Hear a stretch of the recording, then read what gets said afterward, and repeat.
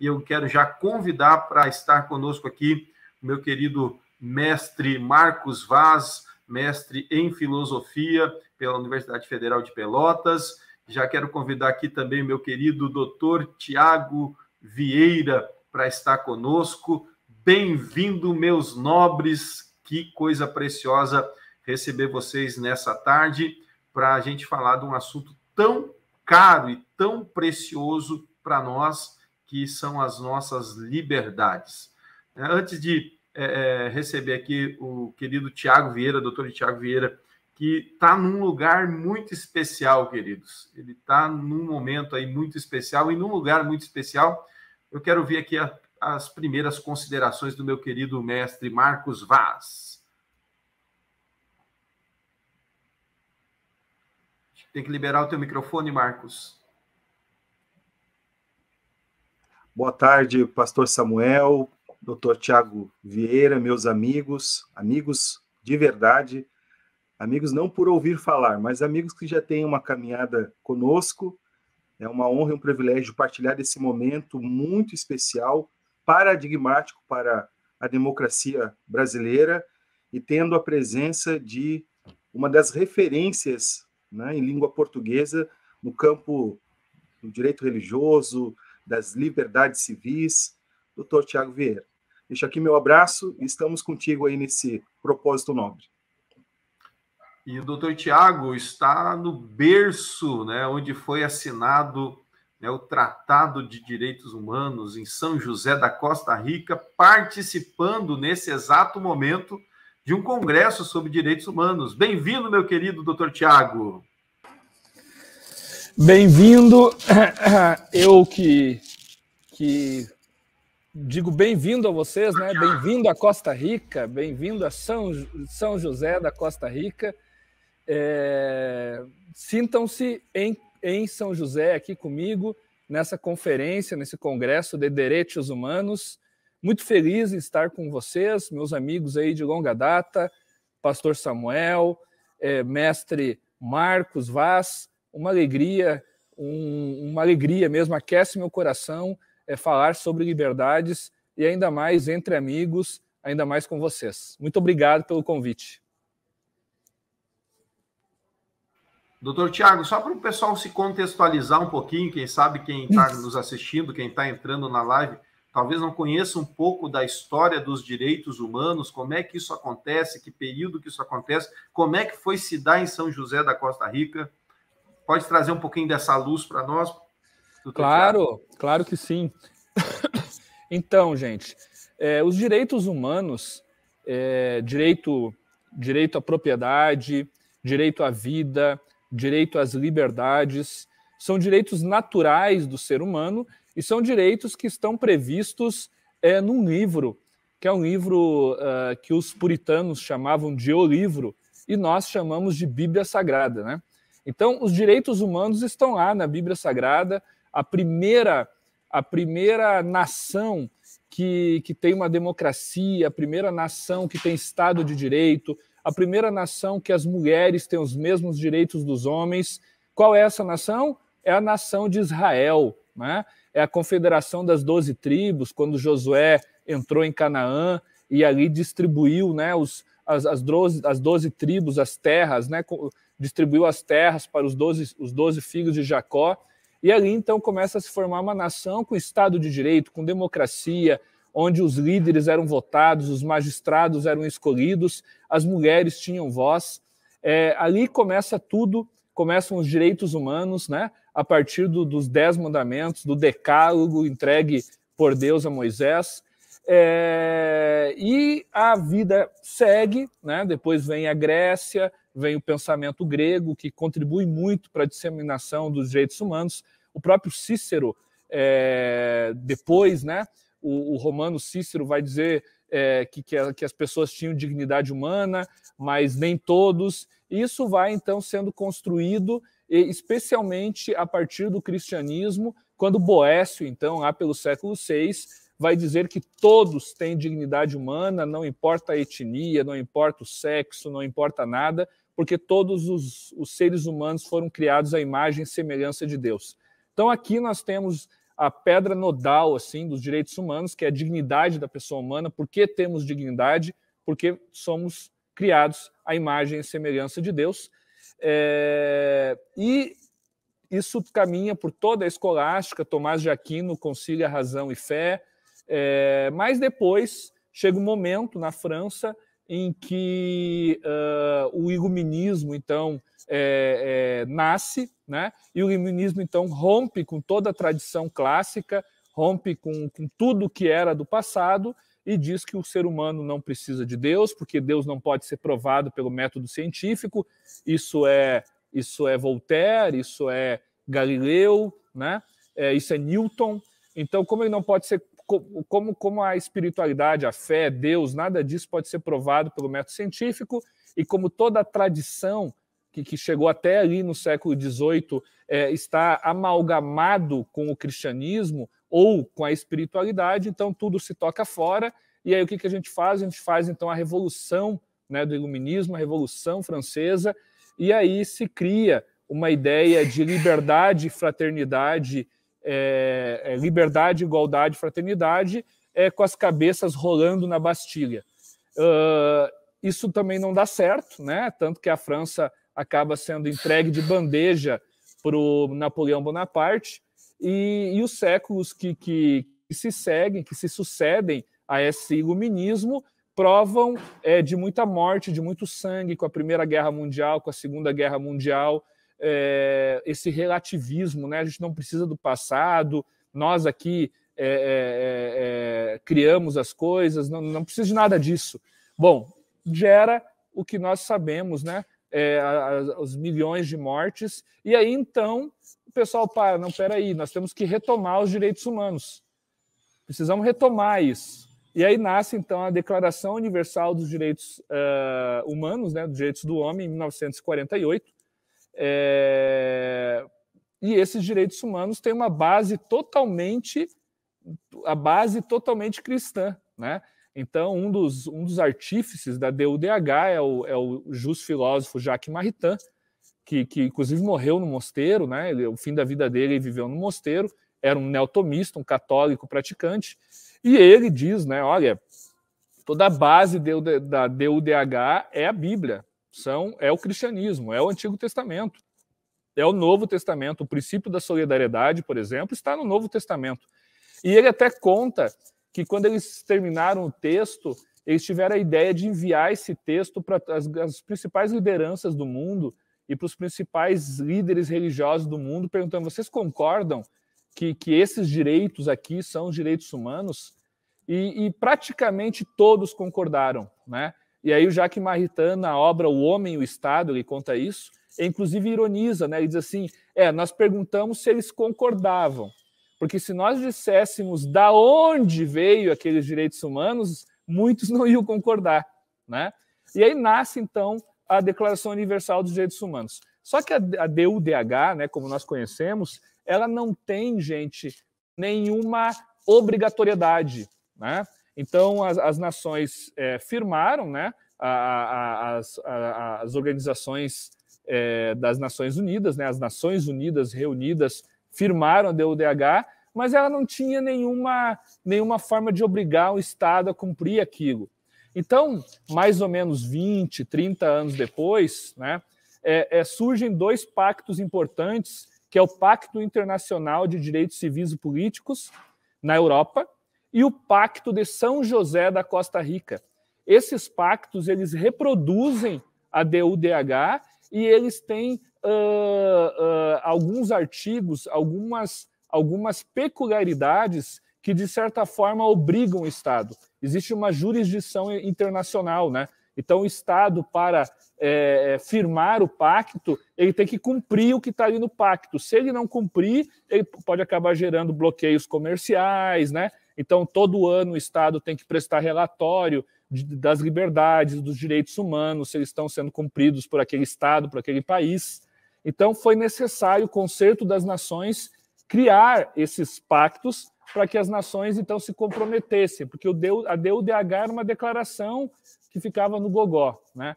Então, na Europa surge o Pacto Internacional de Direitos Civis e Políticos, e na América, o Pacto de São José da Costa Rica, que foi assinado aqui onde eu estou, né? Por isso, o Pacto de São José, que é também chamado de Convenção Americana de Direitos Humanos.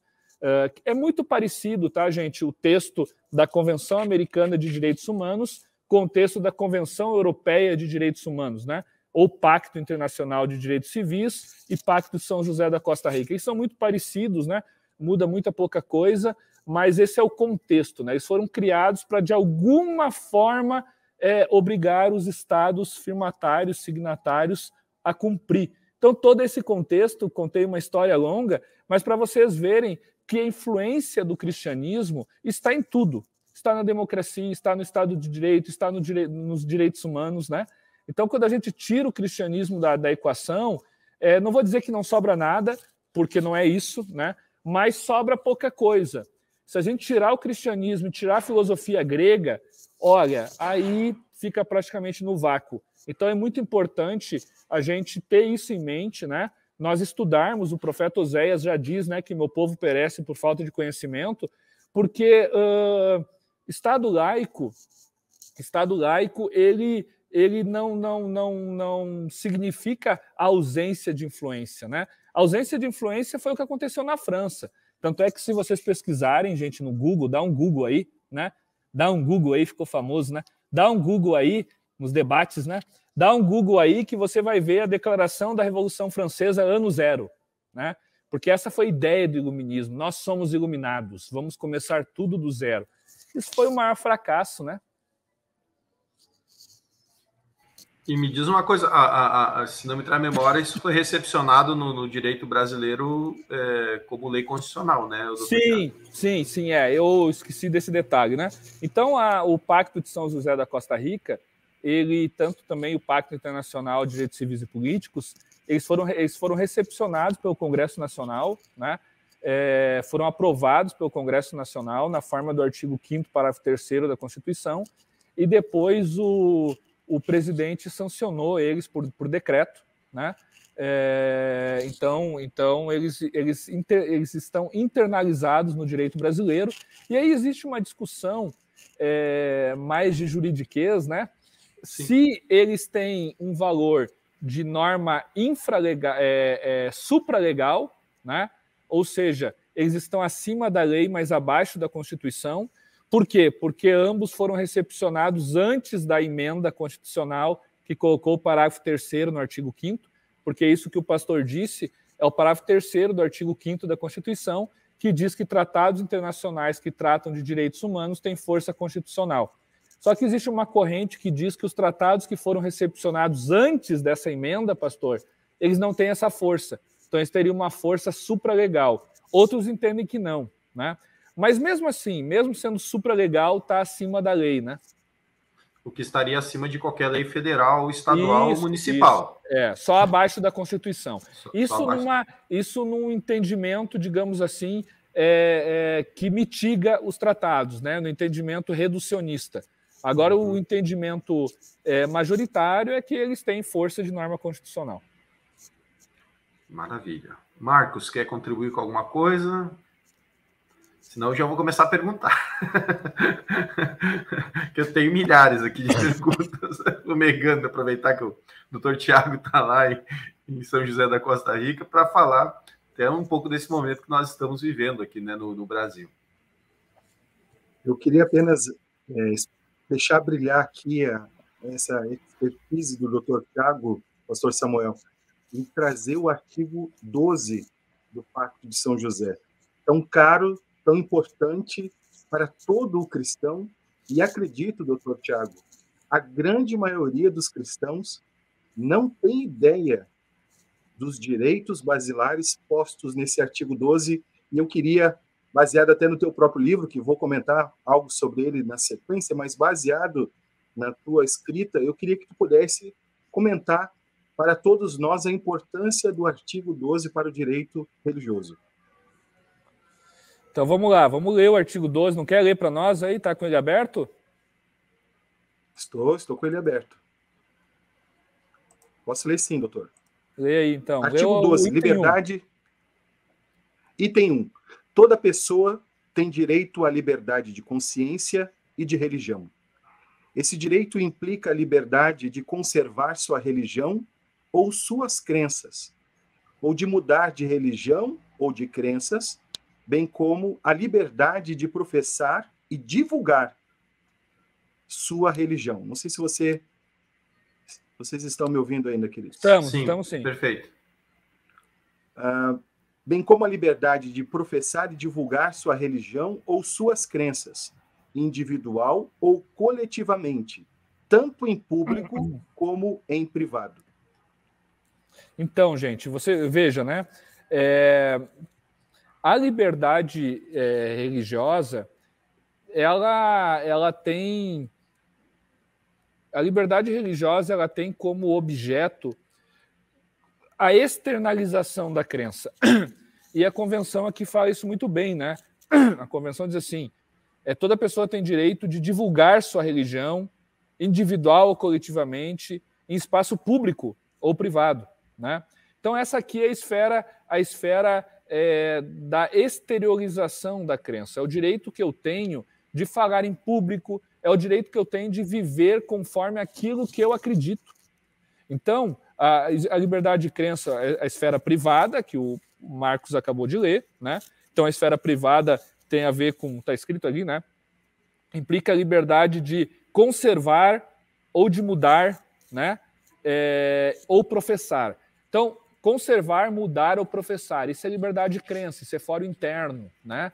Eu mudo, conservo ou professo de acordo com a minha relação com a divindade, né? Então, se eu tenho uma relação com a divindade, o que eu vou fazer? Eu tenho uma relação com Deus, né?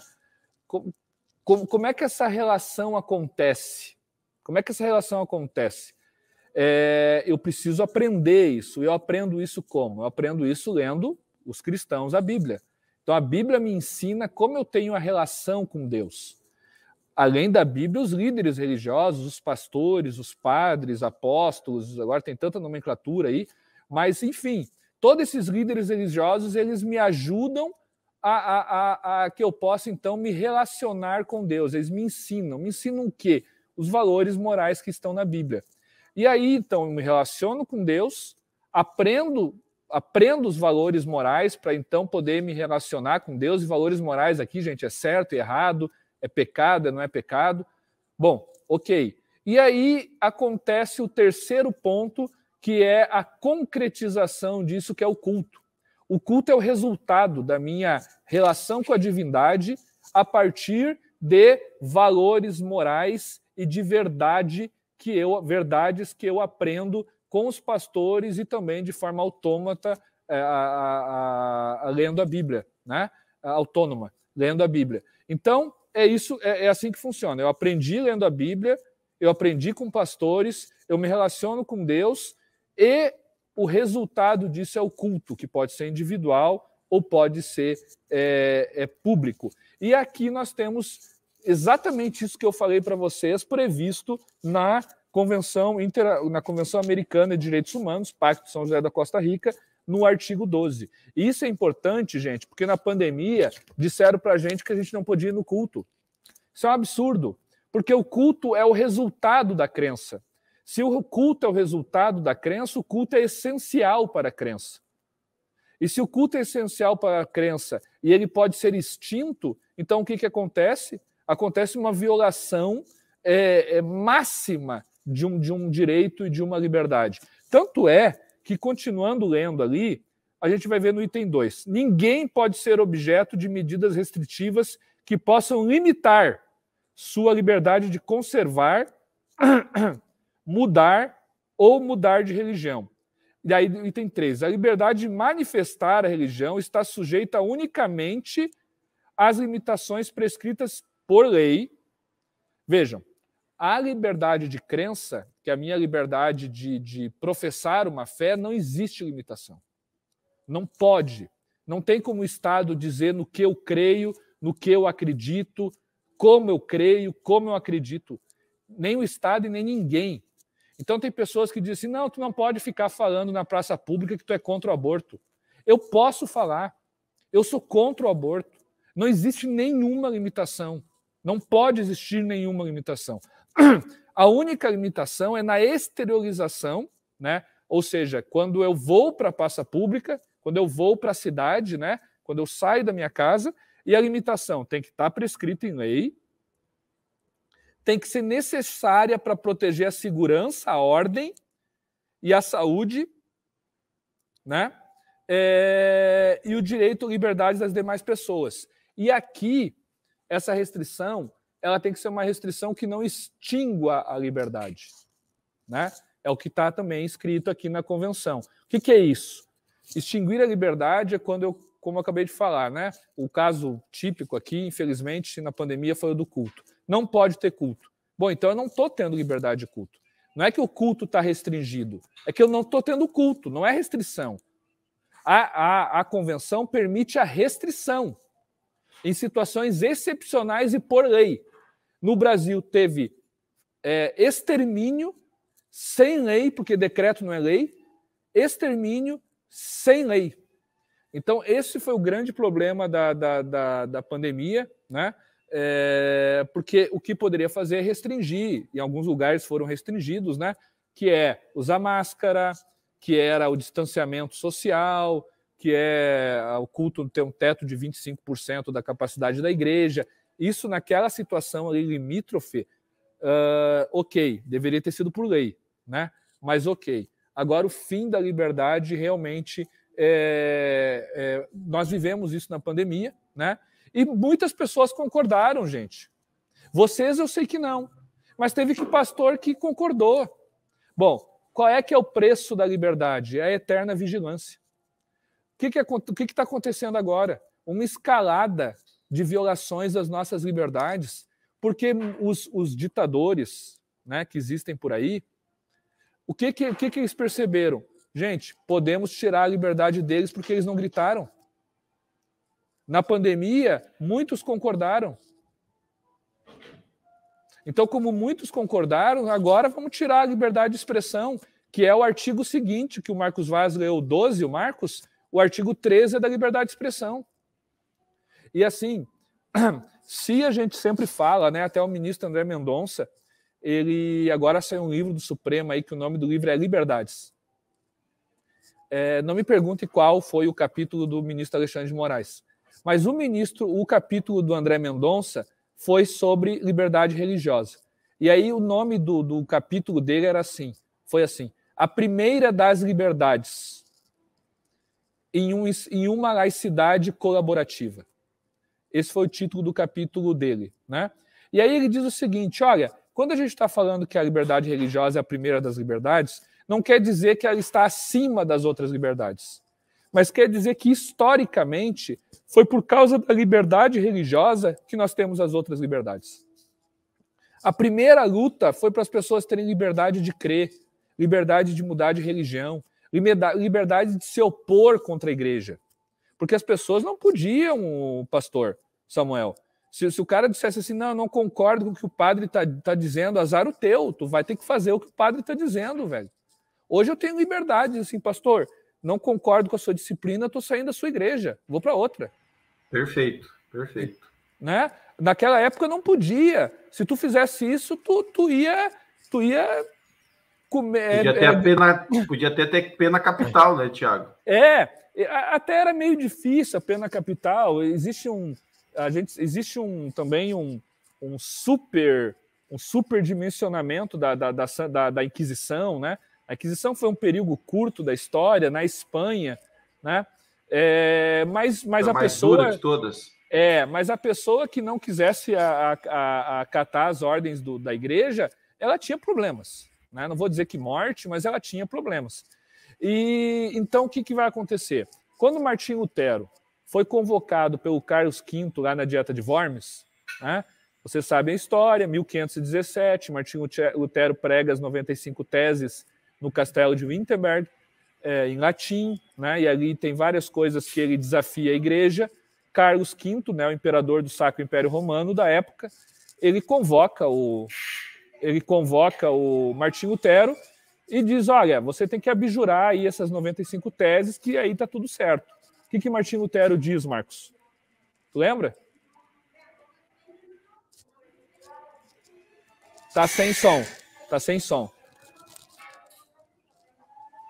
Deixa para te fazer a coroa dessa ideia, por favor. Ele diz o seguinte: a minha consciência cativa a palavra de Deus.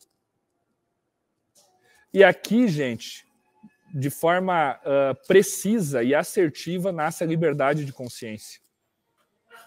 Que o Marcos fala, né? Quando o Marcos leu ali o artigo 12, começou a liberdade de consciência, né? Com Martinho Lutero, de novo, no meio da igreja, né? Então nós não conseguimos, por mais que a gente tente, a gente não consegue fugir da igreja, né?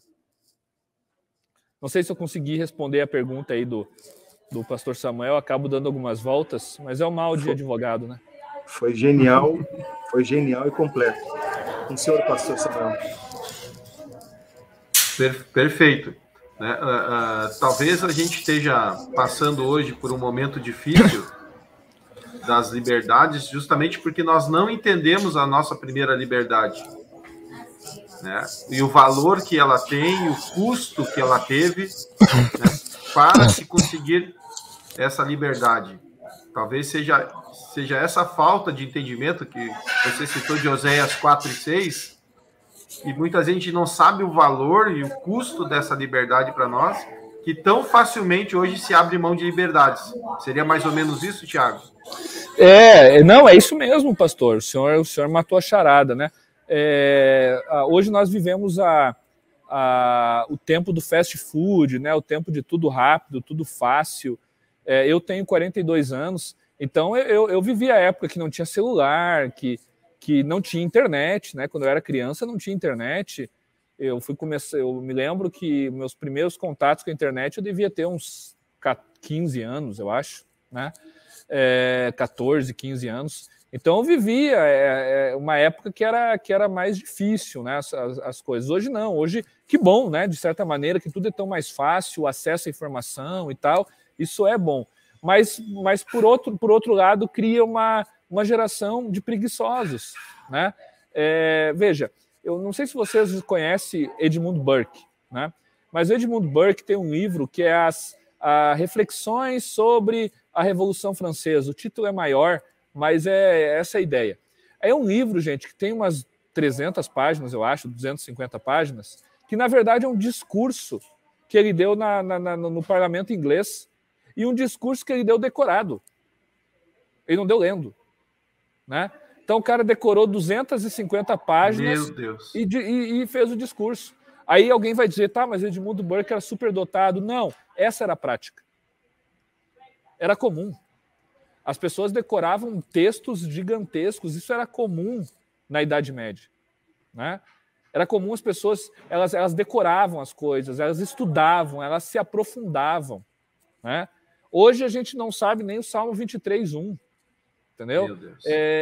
Então, não, mas está ali, eu procuro no Google, então não preciso ficar sabendo, não preciso saber, eu entro no Google e está ali, né? Aí, o que acontece? A gente acaba perecendo, né? Então, nós precisamos resgatar a leitura, nós precisamos resgatar o estudo, nós precisamos usar a intelecção, né? Tomás de Aquino fala muito isso se eu não me engano, na questão 84, né, Marcos, da segunda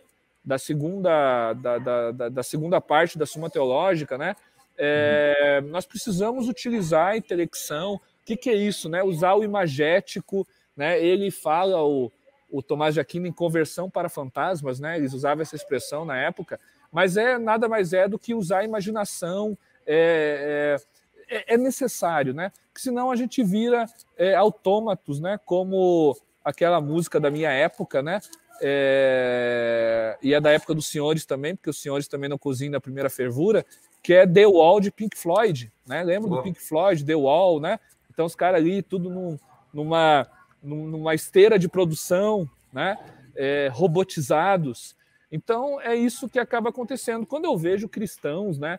Evangélicos, pessoas sinceras, pessoas do bem, pensando em votar num partido de esquerda, num partido socialista, né?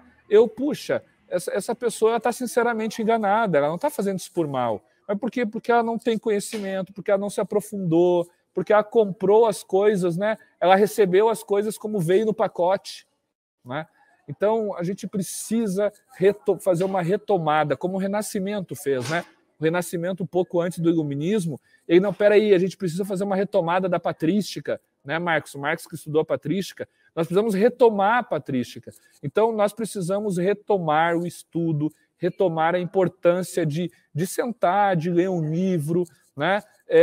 Por exemplo, essa questão da fake news, né? Por que tem tanta fake news? Porque as pessoas recebem um negócio no WhatsApp e não vão nem olhar se é falso, se não é, já estão passando, já estão dizendo que é verdadeiro, né? Eu não concordo de maneira alguma com o que o TSE tem feito ultimamente, né? Não concordo, é absurdo essa resolução, a última resolução do dia 20 de outubro do ministro Alexandre de Moraes, ela é uma afronta ao Estado de Direito, é uma afronta ao artigo 13 da Convenção Americana, do Pacto de São José da Costa Rica, é uma afronta que fizeram com o Brasil Paralelo, que tá lançando quem deu a facada no Jair Bolsonaro, né? E aí o TSE faz uma censura prévia, sem ver o filme. Eles não viram o filme, nenhum ministro viu o filme. Eu posso dizer isso para vocês com ampla certeza. Ninguém viu o filme e os caras fazem uma censura prévia. Sendo que no artigo 220, parágrafo 2º da Constituição, diz que isso é vedado. Não existe censura no Brasil. A DPF 130 derrubou a lei de imprensa, né? Há muitos anos derrubou a lei de imprensa da época da ditadura. Então, assim, é impensável o que o TSE está fazendo. Mas por que o TSE está fazendo isso? Porque também existe o outro lado. Qual é o outro lado? O outro lado é isso que a gente está falando. As pessoas não estudam, as pessoas não se aprofundam, as pessoas vão passando a coisa para frente, vão passando para frente.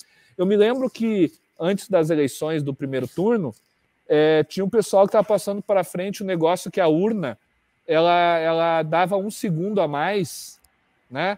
Que aquilo ali era o momento que daí se você não desse o ok de novo, confirma de novo, o seu voto ia ser anulado e aí não ia registrar o voto no Bolsonaro. Fake news, cara. Não tem cabimento isso. Não tem cabimento. E as pessoas passando adiante, né? Então a gente também precisa lutar contra a desinformação, né? Vocês que são líderes, vocês que são estudiosos, a gente precisa lutar contra essa desinformação também, porque, gente, se as pessoas se informarem, se as pessoas estudarem, elas vão acabar caindo aonde? Elas vão cair na verdade. E quem é a verdade? Quem disse que é a verdade? E não era, né? Porque quando Moisés perguntou o nome de Deus, o que Deus disse? Eu sou, né? E ele disse eu sou, mas a melhor tradução ali não seria essa, né, Marcos? A melhor tradução é que o português não tem como falar isso, mas a melhor tradução para aquele texto é eu é. Né? Ele é. Né? Ele não é passado, ele não é presente, ele não é no futuro, ele é. Ele é a verdade, ele é todas as coisas. Né? Ele é o nosso Deus, ele é o Criador do universo, ele é o Pai das luzes, ele vive hoje, ontem e eternamente. Ele é o ser, tudo deriva dele, né? E a ele toda a honra, toda a glória. Se a pessoa estudar... Tem um DNA de pregador aí, Marcos. Não, eu escutei uma ministração dele, não vou interromper, mas eu escutei uma ministração não do advogado, mas de um teólogo. Olha, recomendo aqui, vou botar aqui nas nossas redes. Esse link da pregação. Apenas pela graça de Deus. Mas ele é. Então, quando a gente incentiva as pessoas a estudarem, essas pessoas, inevitavelmente, pastor Samuel, vão cair na verdade. Sim. Inevitavelmente. A abolição do homem, do C.S. Lewis, o C.S. Lewis diz isso. Né? O melhor livro do C.S. Lewis não é Cristianismo Puro e Simples, não é Crônicas de Nárnia, é a abolição do homem. Né? Ele vai dizer isso. Então, eu acho que a grande mensagem que a gente pode deixar é, gente, aproveitem as facilidades do mundo moderno, mas sem abrir mão, da maturidade, da sobriedade, da reflexão. Né? Doutor Tiago, eu queria te propor, eu sei que tu tens um tempo extremamente curto pelos compromissos, mas tu estás num lugar histórico, na capital da Costa Rica, estás tratando de um tema perene, caro para a humanidade, e eu queria que tu pudesse nos dizer um pouco dessa atmosfera hoje em São José, o que tu estás vendo, essa experiência de primeira pessoa que tu estás tendo ao lado do Dr. Gia Regina. Conta um pouco para nós sobre esse momento que vocês estão vivenciando, por favor. Nós estamos aqui num congresso internacional de direitos humanos, Freedom, que é a maior associação do mundo de defesa, de advocacy, né, de advocacia de direitos humanos. Conta aí com mais de 400 advogados que trabalham diariamente, contratados, com escritórios em Viena, em Washington, no Arizona, na Índia e em outros países. Tem milhares de advogados aliados, eu e o Jean somos advogados aliados da ADF, inclusive no caso Dobbs versus Jackson, né, que exterminou o caso Roe versus Wade nos Estados Unidos, né, que é a liberação do aborto. Então, o caso Dobbs versus Jackson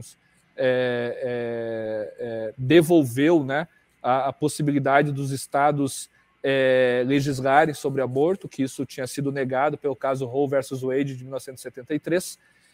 Esse trabalho foi um trabalho patrocinado pelos advogados da ADF, né? Inclusive, eu tive a honra de participar disso, né? Eu e o Jean somos dois dos juristas que assinaram essa petição e temos a honra de estarmos entre os 19 juristas brasileiros, né? Só com o pessoal da prateleira de cima, lá, Ives Gandra, Ângela Gandra, Marcos Boeira, Elton Somens, e daí tem os pequenininhos ali, Tiago e Jean, que pela graça de Deus, né, a gente foi chamado, e até foi muito bacana, porque quando saiu a decisão do caso Dobbs versus Jackson pela Suprema Corte, nós estávamos nos Estados Unidos, né, tanto eu quanto o Jean. Então Deus ainda nos deu esse mimo, né, de nos colocar lá na cara do gol no dia que tudo aconteceu, né. E aí, então, é esse pessoal que está aqui. Vocês lembram daquele caso do confeiteiro, né, que não quis fazer um bolo para um casal de homossexual, com todo um bolo alusivo a isso, temático, né? Quem fez a defesa foi a ADF, né? Teve aquele caso daquele professor que orava no meio do campo, né?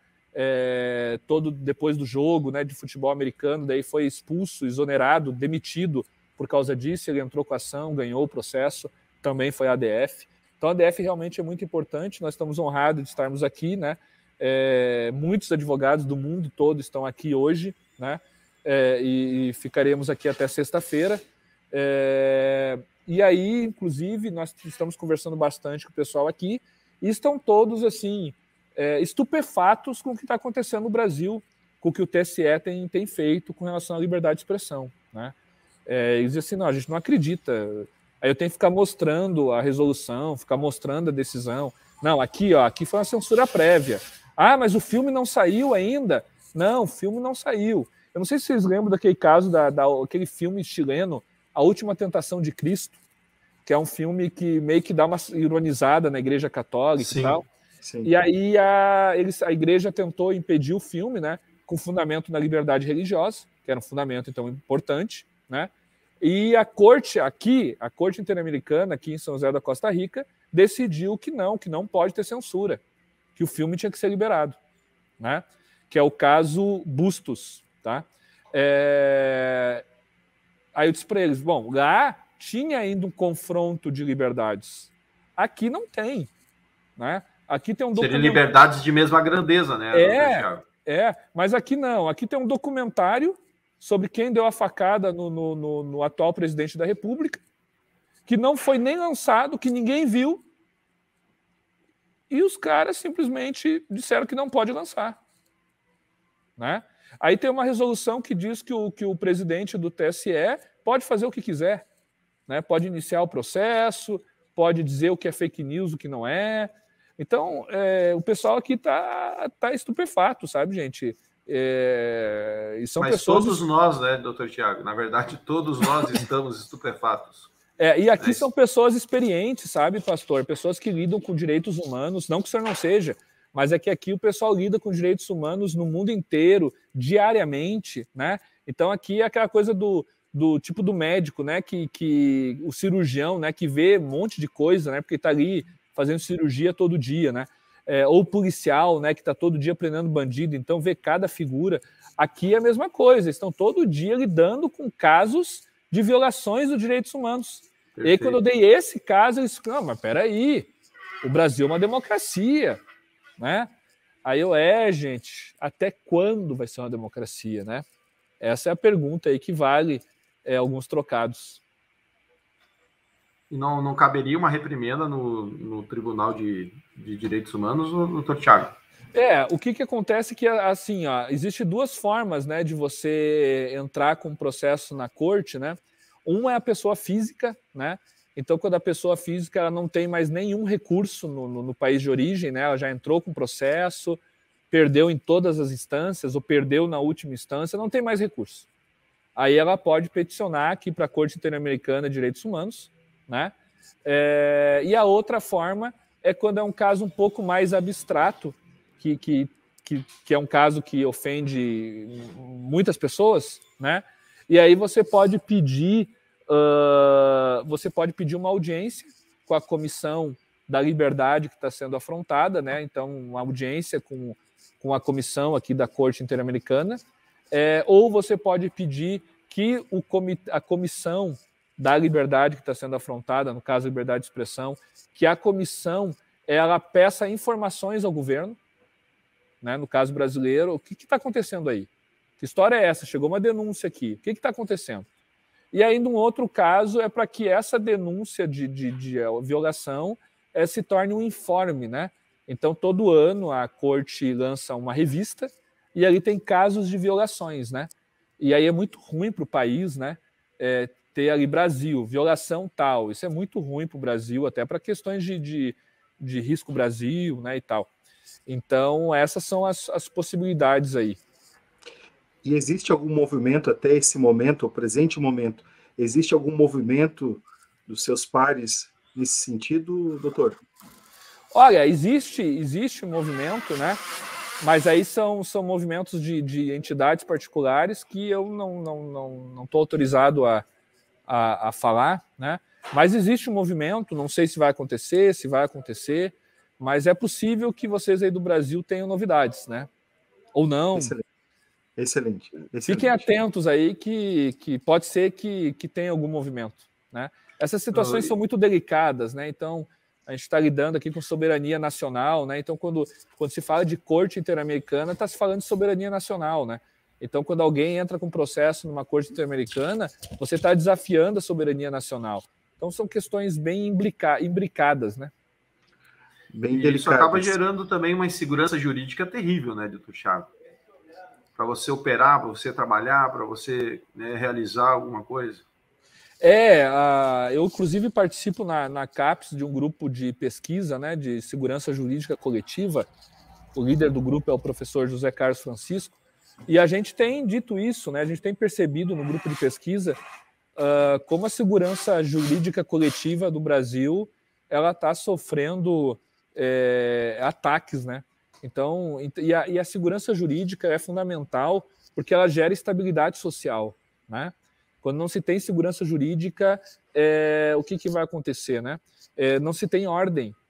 E aí, de novo, né? Desculpe eu ser chato, eu ficar falando a mesma coisa, mas isso tudo tem a ver com o quê? Com o cristianismo, né? Quem vai escrever sobre ordem, Marcos? Tomás de Aquino, né? Então, Tomás de Aquino vai escrever sobre ordem, né? O Graciano, 100 anos antes 100 anos antes de Tomás de Aquino, Graciano, também um jurista, vai falar sobre coisas julgadas, sobre a necessidade dos processos ter um fim, né? E se a gente for mais para trás, o que Agostinho de Hipona falava? Roma locuta causa finita est, né? Falou Roma, causa então, está encerrada. Está encerrada. Por quê? Porque o processo tem que ter um fim. Então o processo vai indo, começa lá na cidadezinha, até chegar em Roma. Chegou em Roma, acabou, porque senão não tem estabilidade social, né? Não tem ordem. Então, nós precisamos promover a ordem. É segurança, pastor Samuel. A segurança jurídica promove a ordem. Se nós temos revolução, nós temos inflação, nós temos desemprego, inflação, desemprego. Primeiro inflação, depois desemprego, né? E aí depois o que pode acontecer? Revolução social, né? E aí é o caos. Então, para que não tenha caos, precisa ter segurança jurídica, né? E Tomás de Aquino explica isso assim, de forma fantástica, Graciano também. A gente acaba caindo na igreja, gente. Não tem. É a igreja. Ah, mas a igreja católica, sim, cara pálida. Tu acha que tu saiu da onde? Tu é evangélico? Tu saiu da onde? Tu não é filho de chocadeira. Tu é evangélico, tu é filho da igreja católica. Tu é filho... A igreja católica é teu papai, é tua mamãe. Né? Tu não é filho de chocadeira. Então, tu pode discordar da mamãe Roma, mas... né?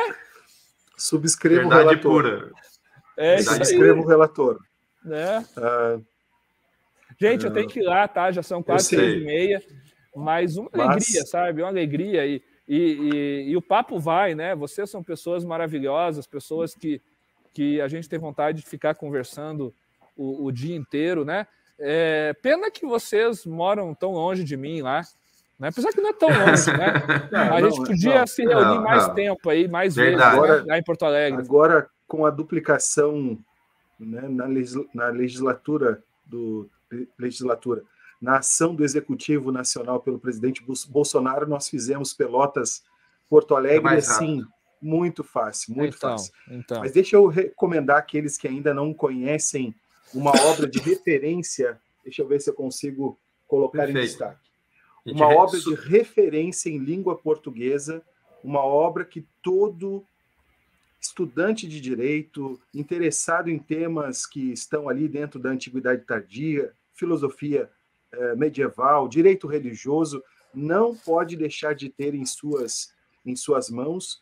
Direito religioso, questões práticas e teóricas. Esta é a segunda edição, editada pela editora Concórdia, mas também, eu acho que tem também a editora nesta nova versão.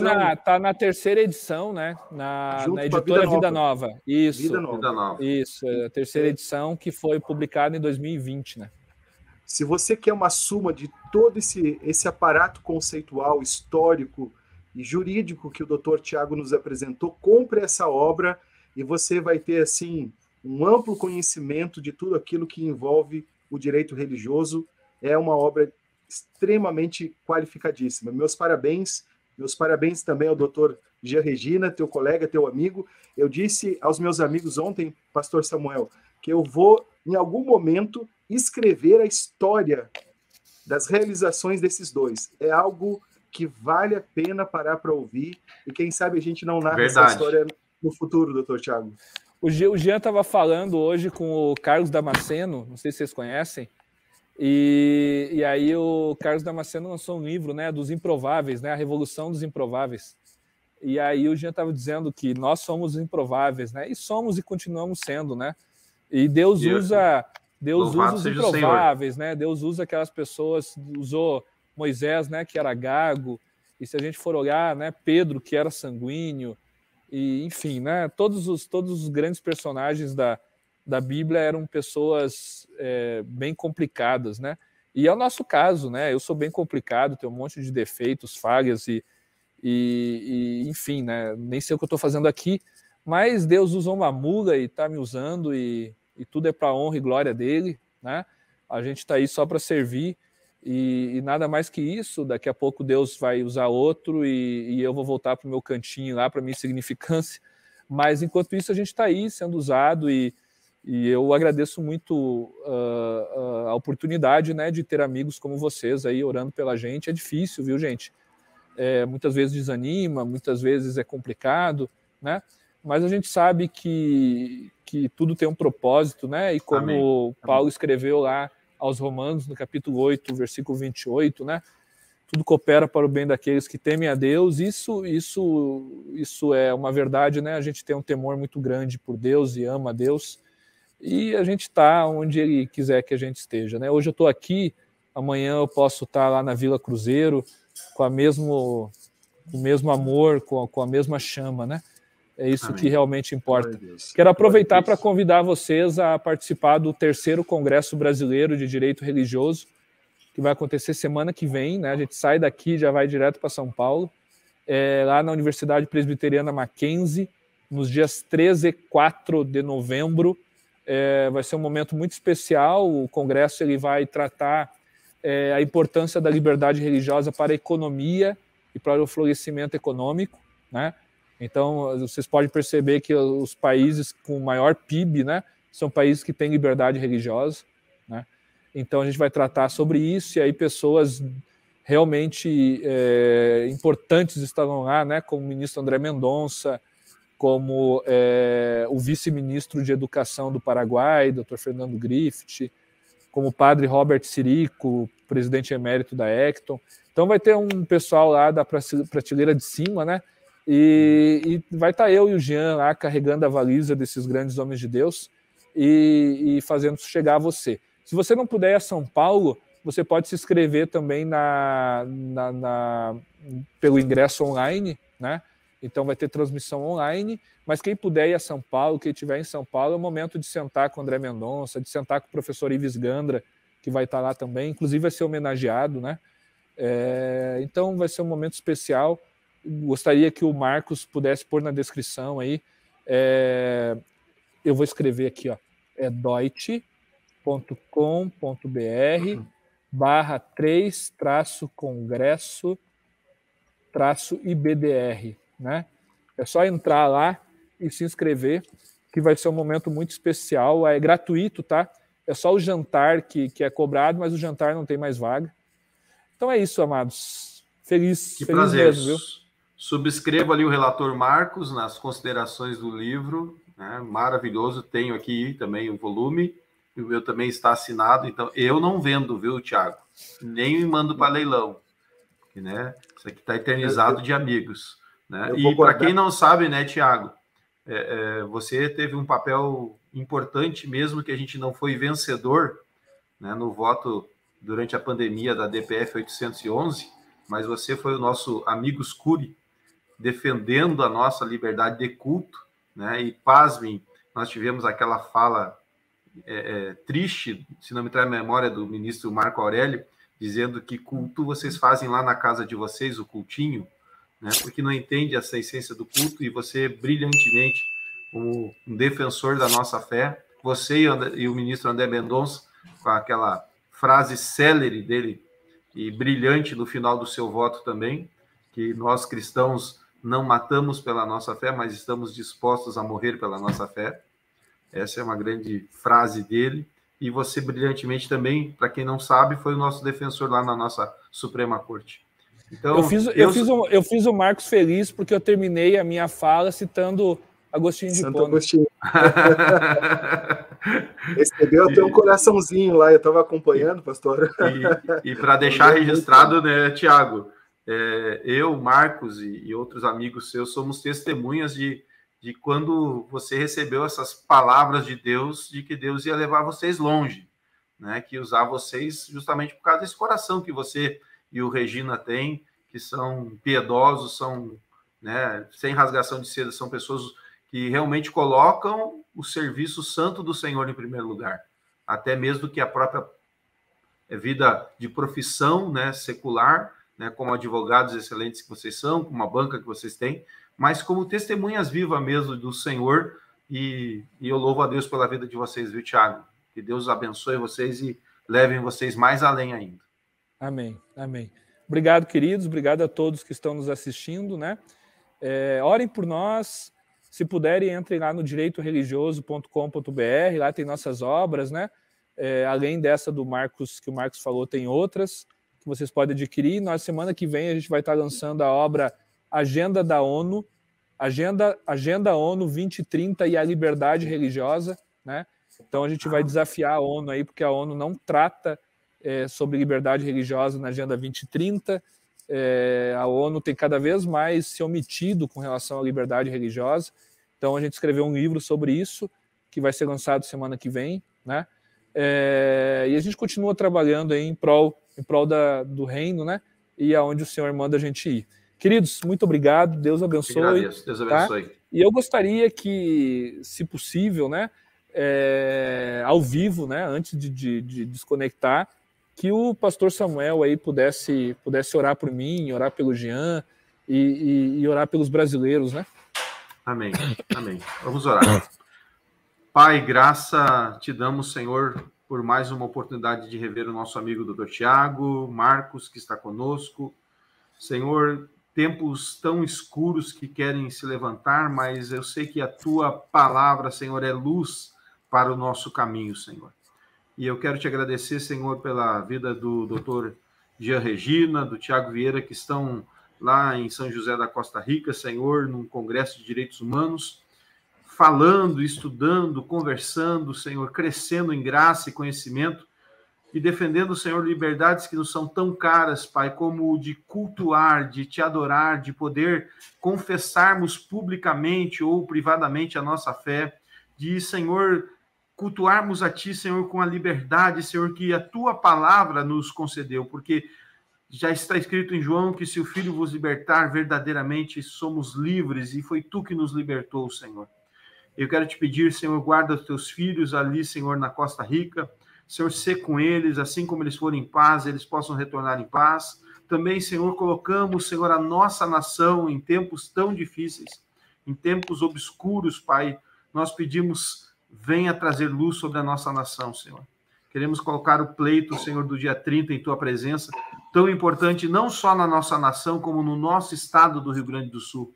Senhor, esse estado que amamos, esse estado que nos é por casa, por pátria, queremos pedir a Tua bênção, Senhor, sobre o Rio Grande do Sul, sobre a nação brasileira, sobre, Senhor, os mais de 200 milhões, Senhor, de habitantes dessa terra, Senhor. Que eleitores que vão ao domingo às urnas, Senhor, que a Tua graça seja, Senhor, sobre esse dia, Senhor, iluminando os corações, trazendo razão aos corações, Senhor, e pedimos a Tua graça. Oramos em nome do Pai, do Filho e do Espírito Santo. Amém e amém. Obrigado, queridos. Que prazer. Tchau, pessoal. Deus abençoe, Tiago. Marcos, um abração. Já deixando aqui, pastor, o link do direitoreligioso.com.br. Eu já estou inscrito lá. Vai ter muito conteúdo de altíssima relevância. Um grande abraço para vocês. Deus os abençoe. Amém.